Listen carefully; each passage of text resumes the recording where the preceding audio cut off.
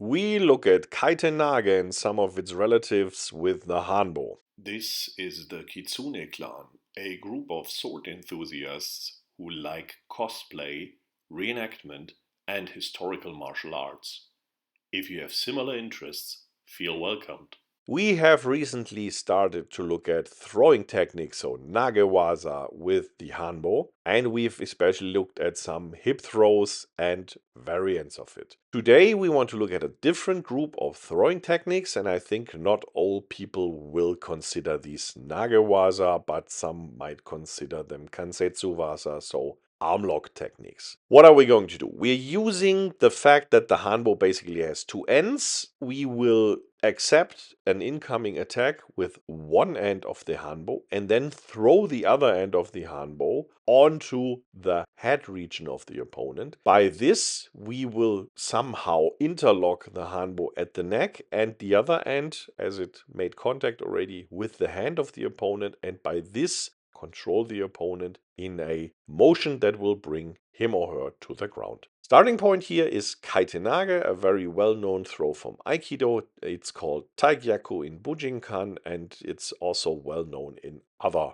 Japanese martial arts, and I've also seen it in martial arts from other countries. For angle 1, we deflect in a normal way. We also hook in a very similar way to some of our disarms, so videos on that are linked in the description box. And now the other end of my Hanbo can go to the neck, lock into the neck, and as the other side already locked into the hand in a disarm-like motion, I can have now a lever on the shoulder of the opponent, and by this I can make a throwing motion that will bring the opponent to the ground. This is the classical Kaiten-Nage. If we look at it in a weaponless application, we basically do the same type of motion. We receive with the one hand that equalizes the one end of the stick, so with the left hand, and the right hand goes into the neck, and then we have a very similar type of throwing motion. Let's turn this around to angle 2, and we see we have now the right end of the stick making contact with the hand.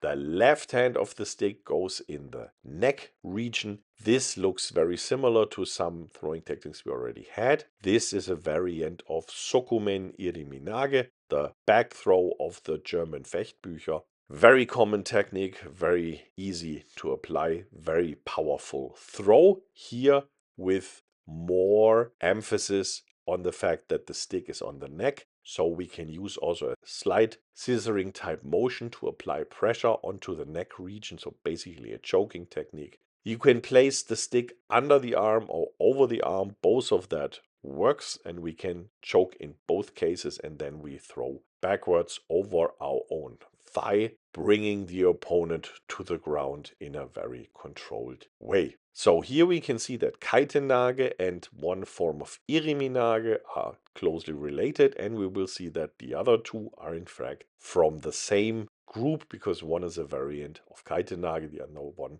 a variant of Iriminage. Let's get the attack from angle 3. We redirect the arm. The left hand makes contact with the hand, but has to let go because the right hand of the stick goes against the neck, but comes now from the front. This could be argued to be a variant of Iriminage, of course, in this direction. However, we have no control over the neck. Now for that, we have to move the stick further, move the stick around the neck, and then hook in and then scissor around the neck region. This is very painful. Please be aware, there's a long lever. Be careful with your training partner. You don't want to hurt him or her. If we have now squeezed on the neck, we can make the circular motion that we just started going further and throw the opponent to the ground. We can see that this throwing technique has some relations to Iriminage and also Kaiten-Nage in feeling. If we look at the leg motion that we basically did a very nice Tai Sabaki. This throw is related clearly to Iriminage. It's a Tenkan version of Iriminage and brings our opponent nicely and controlled to the ground. If we reverse that, so if we simply look look at the other angle, so attack comes in from angle 4. Our right side of the stick now makes the first contact to the hand, and the left end of the stick makes a strike into the neck region from behind, so to say. Then we have to move further on, and we are now on the back side of the head, squeezing in, very painful again. Careful, careful. Move further around in a circle, and in the end we can provide a bit of a dragging motion, throwing the opponent to the ground. This is a Tenkan form of Kaiten-Nage. If we look at it in a weaponless version, we can see that the last part of the motion often requires grasping the two shoulders and providing an impulse, simply pulling on the opponent backwards. So what this technique basically is, we twirl the opponent once around his own axis and then pull him to the ground. This looks a bit like kindergarten, but in fact it's very effective, especially with the stick. The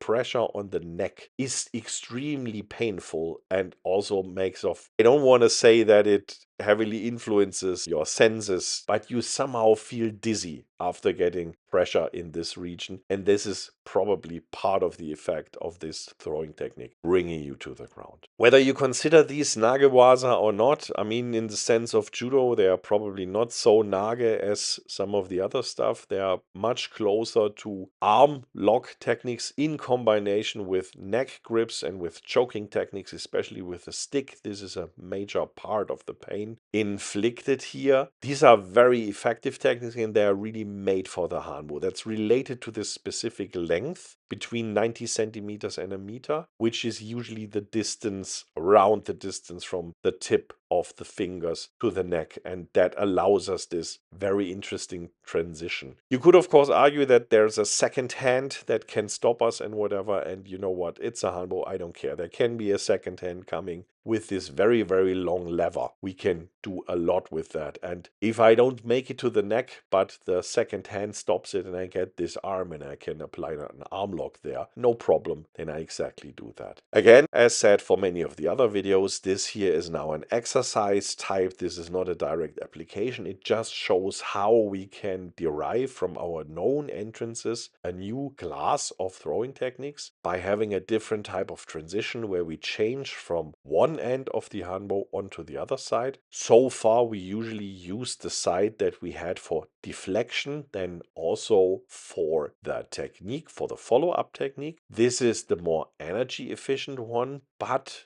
it can happen that the force of the opponent makes our stick turn around, so to say, and then we need exactly the techniques presented here to make use of this situation. So change the side of the Hanbo that we use for executing our techniques. With this, we have further expanded our set of possibilities. I hope we could inspire you with this, and I hope to see you around next time.